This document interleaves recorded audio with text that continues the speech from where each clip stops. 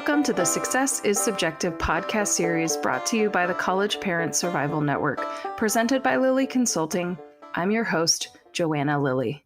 In today's episode, I had the pleasure of interviewing Larissa Stone. Troubled teen years led to serving overseas in the military.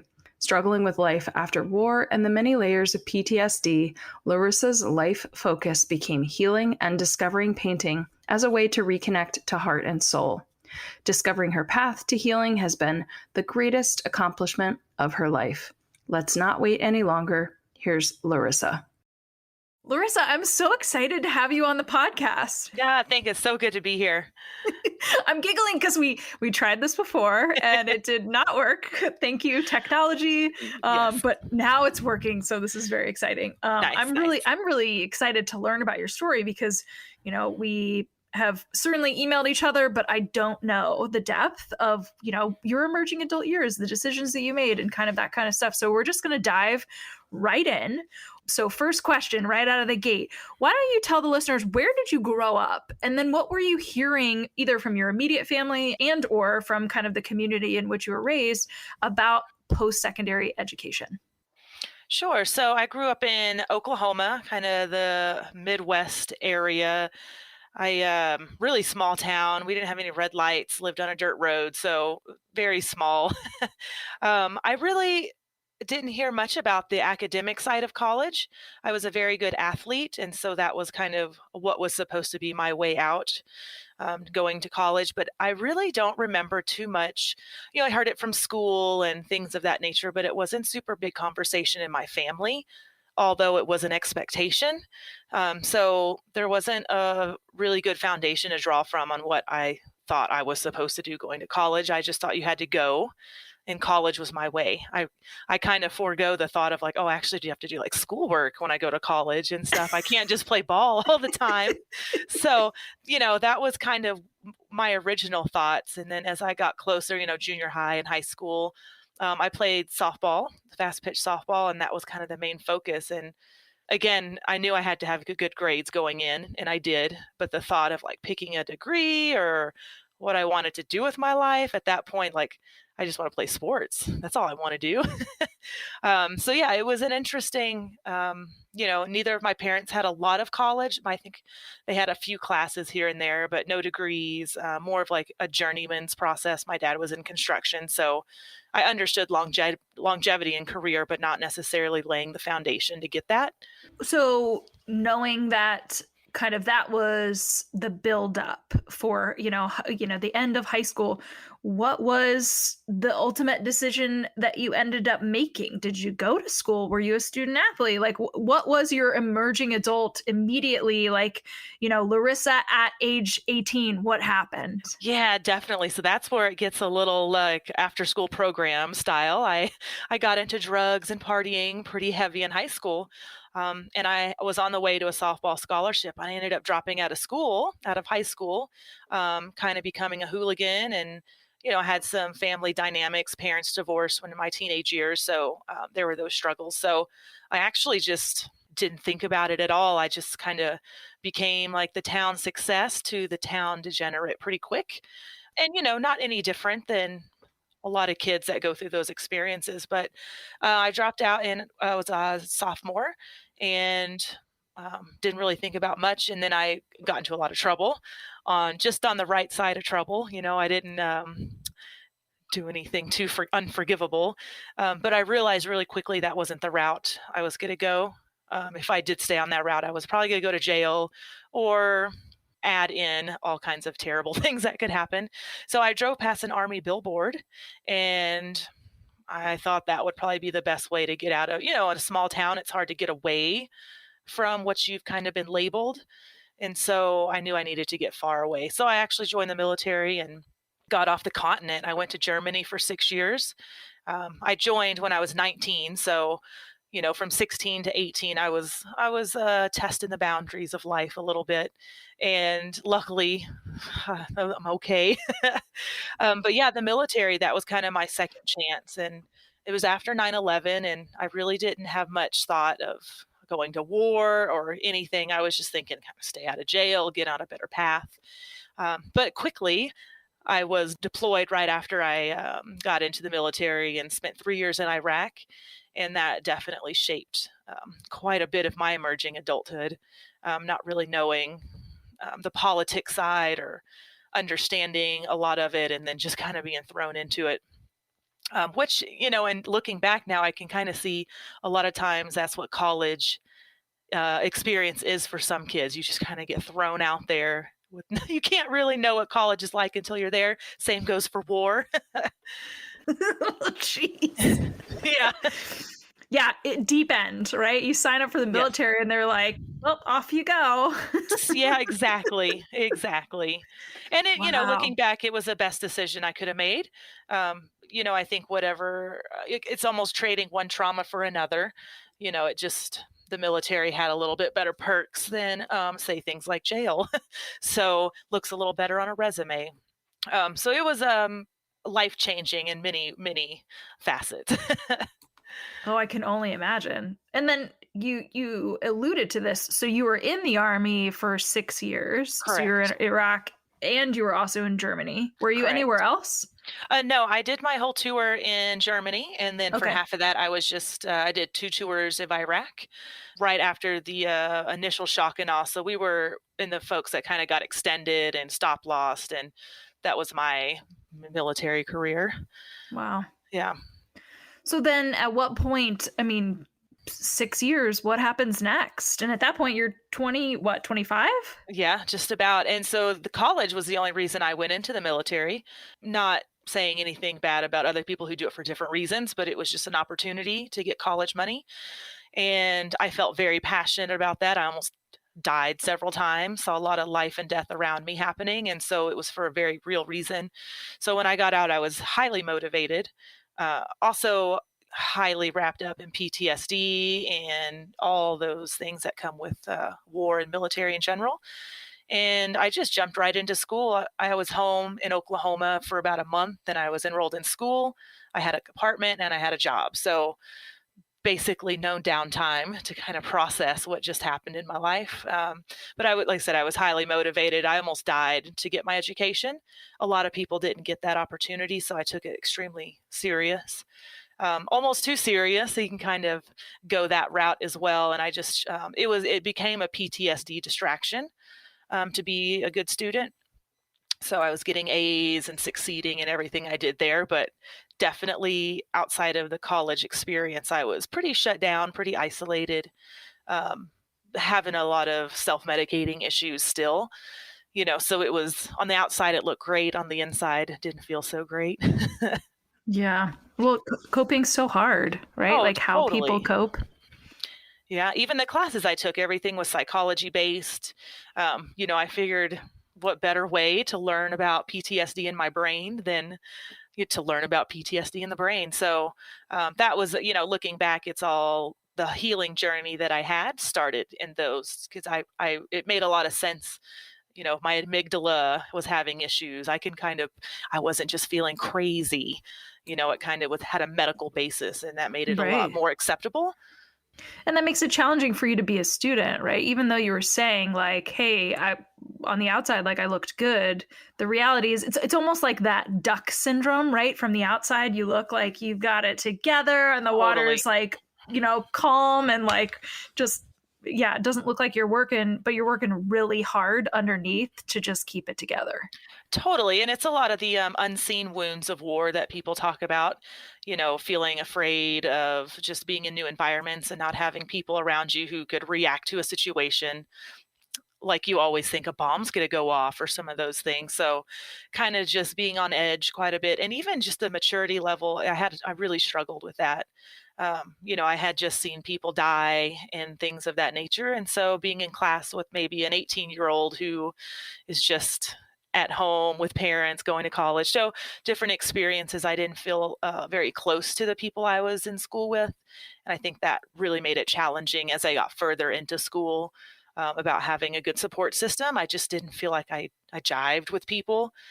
And a lot of that was my own kind of pride and thinking, well, these folks don't know what stress is like, and kind of having that feeling. So it was a big breakthrough to kind of start meeting people. And as I got further into social work school, It's social work is pretty raw. So if you have any emotional things you need to go through, it'll probably come up in a social work class, which it did all the time. So you're like filleted open every semester. Oh Oh, gosh, yeah. that's a brutal image to picture, Yes, and yet it's so true. I mean, I definitely. got my, not to change the subject, but to really empathize, I got my master's in counseling, and it was like, Yeah, welcome to 2+ years of your own intensive like journey. And because if absolutely. you're helping other people, you got to really make sure that you have the self-awareness, and you've also done your own healing in the Absolutely. process. So I know I completely I completely empathize for kind of where you're at, especially being a student. And again, here you are, like, you want to take advantage of it because you earned it, Totally. literally. Definitely. You're listening to the Success is Subjective podcast, and I'm your host, Joanna Lilly. As a reminder, if you've missed any past episodes, you can catch them on Apple Podcasts. My guest today is Larissa Stone. Okay, so back to it. Where do you go from here, right? So now you're like you're telling us that you've been filleted open every semester, which it's one thing to talk about it. It's another thing to say, like, you know what, because of that, almost like a parallel process for your own healing journey, but then also from an educational standpoint of like gaining the skills that you need to be able to be a quality social worker, whatever it is that you decide that you want to do with that degree. So how, I mean, I'm going a little bit off script, so you can actually shut me down if you don't want to answer this, but I'm just No kind of problem. curious. We talk about grief and trauma often with young adults, and I think you also hit on it, this idea of perception, right? Mhm. Like, these other people around me don't understand stress like you have experienced it, which is probably true, right? The majority of them certainly have not experienced being deployed, but have Right. they experienced stress, and has their body responded similarly to, basically meeting that diagnostic criteria for PTSD? So I'm just kind of curious. Again, this is me saying I'm going off script, so we can totally cut this out if you don't feel comfortable. But in order to move forward to help yourself, how did you heal? Yeah, so it's a long process. I think I was very flexible in the healing process. I swore that, the military got 6 years of my life. They weren't getting any more in my mind or in my spirit. I really wanted to use it to go forward. And I think, I don't know, having my experiences of being so dramatic, not everybody, like you said, has gone to war, but I really learned that pain and despair and depression, all that stuff is relative. So someone could have the same feelings I was having, and that was very empowering. I was able to open up with people, and that gave them the opportunity to also open up. So if you have a veteran saying, "No, your pain is still important," it was very powerful in a lot of my classes, and that really kind of got me to thinking about how we kind of are chronically stressed out, chronically mildly stressed out in American culture. And I just was determined to try anything. So I tried the VA therapies, wasn't super satisfied. They do the best they can. Just for my situation, it was a little bit different. So I just tried any therapy that somebody would give me.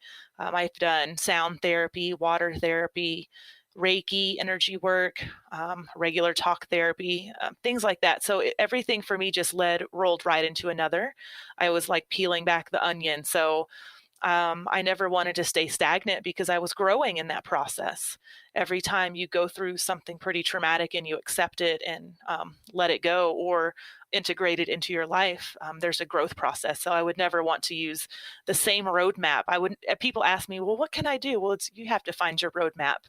I can give you suggestions, but your journey is so different than mine because we're so individual. And so I just had this desire, and I think just something in my personality to always grow and change.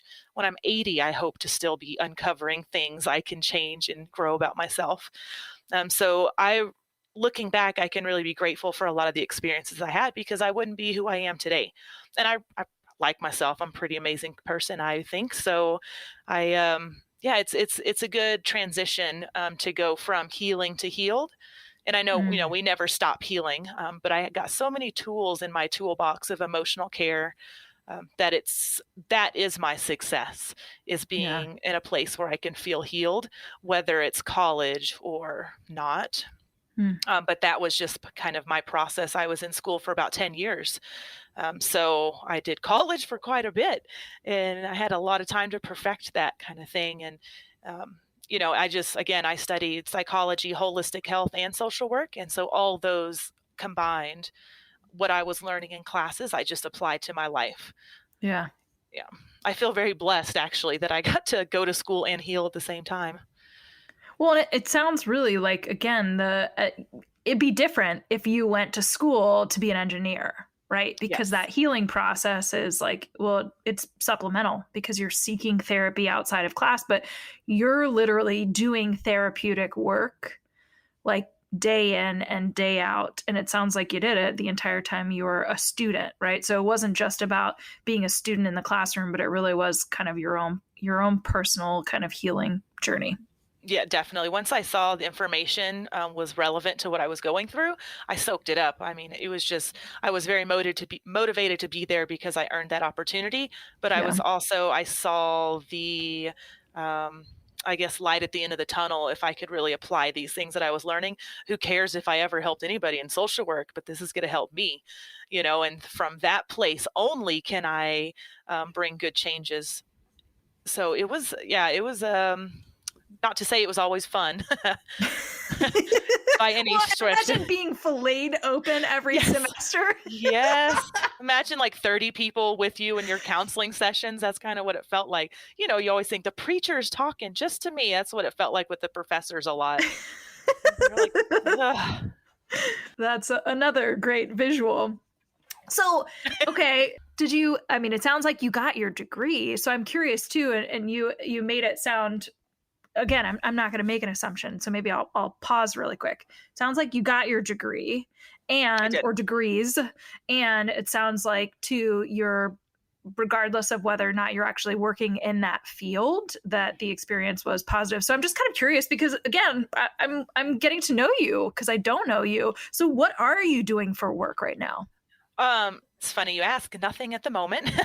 So I'm taking the winter off to just focus. I'm also an artist. I do a lot of painting, and I just decided to take the winter off. I live in snowy Colorado mountains where it's pretty nasty outside for someone who doesn't like cold weather. So taking the winter off, and but I was doing customer service, things of that nature. I did social work jobs right after I graduated from college, and it was still pretty stressful. It was still pretty, I still had a lot of things to work through that I didn't think wasn't appropriate to do when I had clients in front of me. If that makes sense. It's not their job to help me through my healing process still. So I haven't really found the niche that I wanted to use social work with. I really want to find something out of the box, like with art. I really enjoyed, I had Boys and Girls Club internships, and that was really where my passion lied, was children, teaching them how to be with their emotions through art. And that opportunity hasn't came yet in life. So I'm still just the artist and the healing person, and we'll see what the universe brings. Well, I think you said this earlier, even you kind of alluded to it. I'm going to ask you this question because I ask everybody this. Yeah. Do you see yourself as successful? Oh, 110%. I think everyone has a scale of what they can measure success to. Some of it's money, some of it's maybe doing a political work for activism, things of that nature. For me, it was healing. My father's a Vietnam veteran, and I saw the repercussions of not healing in that relationship. And it seemed crazy for me to lose myself in that 6-year period, even if it took my whole life to get myself back. That was kind of the process. And now that I have got there to a place I can say I'm healed from a lot of those old wounds, that's more success than I could ever imagine in my life. I can meet people and have authentic relationships. I can not have assumptions about my environment. I can still be aware and not be paranoid. Things like that I'm never going to not be in the world. I can't take a pill and make the world calm down, so I really had to find a way to balance my experiences with what was going to continue to happen. I'll continue to have moments where I'm triggered. I'll continue to have, like everybody, get annoyed at people, get mad at people, but how am I going to react? And all of the lessons that I've learned have kind of brought me to the point where I can make an honest decision about the reaction I'm going to have. And sometimes it's crappy. Sometimes I make a crappy reaction, and that's okay too. So I think having that awareness and just the acceptance of sometimes my crazy emotions and my crazy mind, my monkey mind, sometimes just goes, and I can't control everything, and I get a little freaked out in a grocery store or whatnot. But I remind myself I've come so far. And, kudos to those who this may resonate with, because we're all walking around with a lot of deep, dark stuff, even just living in the times we are these days. We've got a lot of fear and a lot of uncertainty. And I think just having the confidence to know that I can make it through my day, even if it's a bad day, I can see myself through the other side of that. That's success for me. So if you could give one piece of advice then to a young adult, whether it's, 16 to 18-year-old Larissa who, is kind of going the path that you're on, or just generically somebody that is kind of struggling with something in adulthood, what advice would you give them? Getting to know oneself, intuition, really relying on your self-confidence. Especially when you're young, I was very impressionable, whether it was drugs or the military or my thoughts that I had to go to college type of thing. Just to really be around people who's going to encourage you to think for yourself. I think that's really big in these times, just being able to find information that resonates with you and stay true to your character and to your integrity. But just also don't give up. There's plan A, B, C, D, et cetera, et cetera. I didn't think my life was going to turn out in my young adulthood. Who imagines, for one, who imagines smoking meth and then a few months later being in Baghdad, so it's, I think we sell ourselves short so many times because we're not matching up to what we see. But you create what you want to do. If it's not there, create it. I love that. Okay. So because I know somebody's going to be listening to this story and they're just going to want to connect with you, whether they're kind of having their own similar experiences and want to just like reach out for kind of a point of support, a mentor, just like somebody that they can lean on. How can folks connect with you? Probably easiest through email. And we'll make sure that we actually plug that into the show notes. Okay. So for anybody that's listening, check out the show notes. It'll have Larissa's email address and you can reach out to her there. Thank you so much for taking the time to literally sit down with me on this. It's cold here in Michigan today. And so I'm resonating with you, though I do like the cold. So I'd rather be outside. But I really enjoyed having this conversation with you. Thanks again for doing that. Yeah, absolutely. I really appreciate you having this platform to get the word out. Like I said, I think things are pretty boxed in still. And it's nice to just hear different opinions of what success is, so we don't have to feel like we're not measuring up. We can make our own measuring stick. 100%. I feel like I should change the name of this podcast to Not Measuring Up, right? Something like that. Yeah. Somebody's going to be like, what? Yeah, exactly. Definitely. Okay, awesome.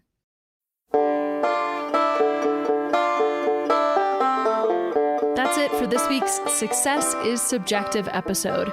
Stay tuned for our next episode where you can bet it'll be another amazing human sharing their very personal story with the world. You can follow me, Joanna, on Instagram at Lily Consulting and on Facebook at Lily Consulting LLC. Most importantly, though, check out the resources link on my website at lilyconsulting.com. And that's Lilley consulting.com. Or you can just search on Google for Lily Consulting. You can also download and subscribe to listen to the Success is Subjective interviews on any popular podcast app, such as Apple Podcasts, Google Podcasts, iHeartRadio, SoundCloud, Spotify, Stitcher, and TuneIn Radio. Make sure you check out the show notes where you'll find contact information, website details, links to articles, and all social media for our guest. Thank you, our listener, for tuning in, and remember, there is no single path through life. Success is what you make it.